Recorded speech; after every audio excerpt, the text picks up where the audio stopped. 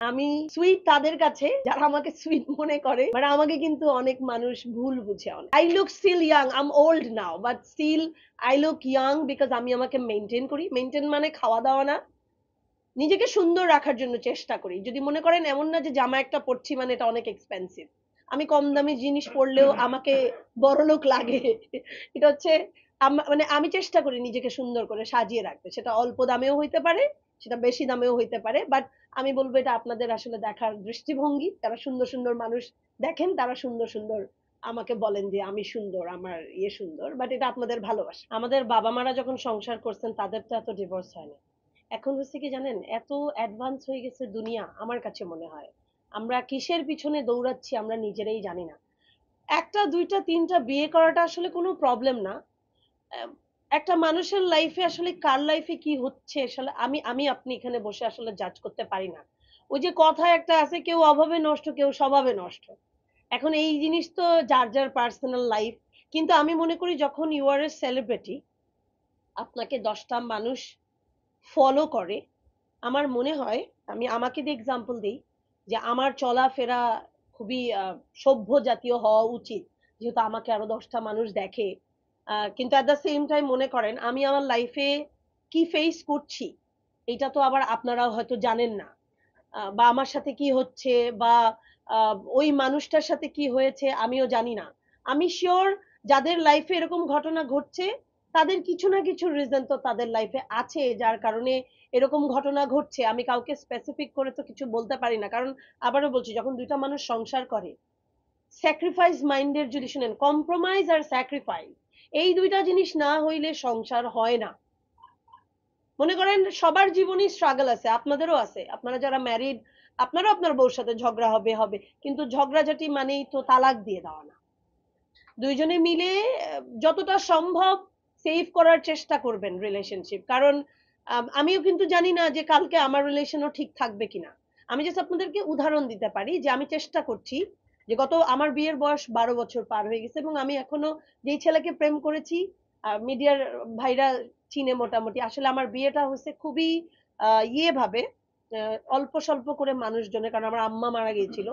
আমি আসলে ওইভাবে বড় করে কোনো প্রোগ্রাম করিনি, বাট প্রমিস করছি যদি বাংলাদেশে কোনো বড় প্রোগ্রাম করি আমার জামাই আসলে আপনাদের সবাইকে ডাকবো, যেহেতু আমার বিয়ে আপনারা খান নাই। সাকিবকে চিনি কারণ ওনার সাথে আমি একটা ফিল্ম সাইন করেছিলাম, কোনো একটা কারণে আমি ওটা আর করি নাই। ছোট সাহেব নামে একটা ফিল্ম আমি কিন্তু সাইন করেছিলাম, আপনারা হয়তো জানেন না। পরে আমি ওটা ছেড়ে দেওয়ার পর আরেকটা নায়িকা মানিক ভাইয়ের ছিল, তো আমি ফিল্মে আসতে চেয়েছিলাম, পরে আর আমি করি নাই। তো সাকিবকে আমি ওইভাবে চিনি। আর অপু আমার অনেক কাছের, অপু, তো আমি অপুকে চিনি। আপনি যাদের বাকিদের যে নাম বলছেন আমি এদেরকে পার্সোনালি আসলে সরাসরি ভাবে চিনি না। আপনি মনে করেন, আমি বলি শুনেন, কিছু মানুষ আছে যে অলওয়েজ কন্ট্রোভার্সিতে থাকতে পছন্দ করে। আমি যদি এখন আপনার সামনে এরকম একটা জায়গায় আনতে, আপনারা তো আমাকে ভাইরাল করেই দিবেন। এখন আমি আমি কিন্তু জানি আমি যদি এখন একটু এরকম ব্যাকা করে বসি, একটু উল্টাপাল্টা কথা বলি, আপনারা সবাই নিউজ করে পাঠায় ফেলবেন। আমি রাতারাতি যারা চিনে না তারাও আমাকে চিনবে। কিন্তু আমি এটা চাই না, ব্যাপারটা বুঝেন। আমি চাই মানুষ আমাকে সভ্য ওয়েতে চিনুক। আমি চাই না আমার পার্সোনাল লাইফ নিয়ে পৃথিবীর সবাই কথা বলুক, এটা আমার চাওয়া। আমি হয়তো আমার 2-4টা বন্ধুর সাথে আমার ব্যাপারে আলাপ করতে পারি, কিন্তু আমি সাংবাদিক ভাইদেরকে কোনোদিন ডাকবো না আমার জামাই এটা করলো কেন ওটা করলো কেন। আপনি বুঝেন আমি কি বলতেছি, আমি সরাসরি অনেক কথা বলতে পারবো না। এখন মনে করেন আমি এখন যদি 4টাও বিয়ে করি, আমি কেন করছি এটা আমিই জানি, আরেকজন তো এটার জবাব দিতে পারবে না, বুঝতেছেন? তো আপনি যাদের নাম নিচ্ছেন, বুঝছেন এরা সবাই বড় বড় মানুষ, আমি খুবই ছোট একটা মানুষ। আমি কন্ট্রোভার্সিতে যাইতেই চাই না। আর উনাদের নিয়ে তো তখন কথা বলতে পারবো যদি উনাদের সাথে আমার উঠা বসা থাকতো। আমার সাথে উনাদের কোনো উঠা বসা নাই, বুঝছেন? বাট আমি সবাইকে চিনি, বলবো না যে চিনি না, এটা একটু বেশি ইয়ে হয়ে যাবে। আমি সবাইকে চিনি, সবাই আমার পছন্দের, আমার কোনো অপছন্দের সরি মানুষ নাই।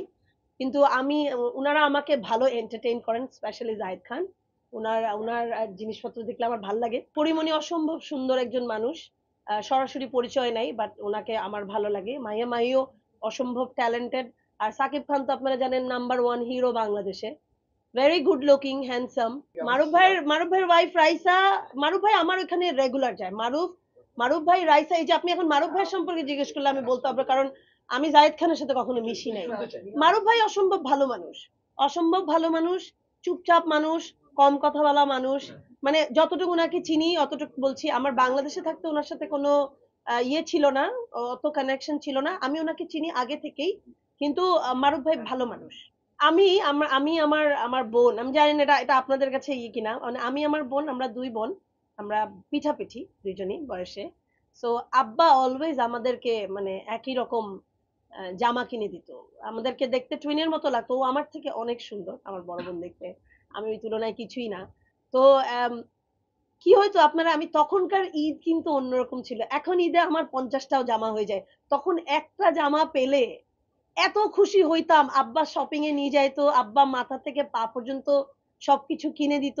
ছোটবেলার ঈদটা আসলে অন্যরকম ছিল। এরকম ঈদ আমরা তো এখন হয়ও না।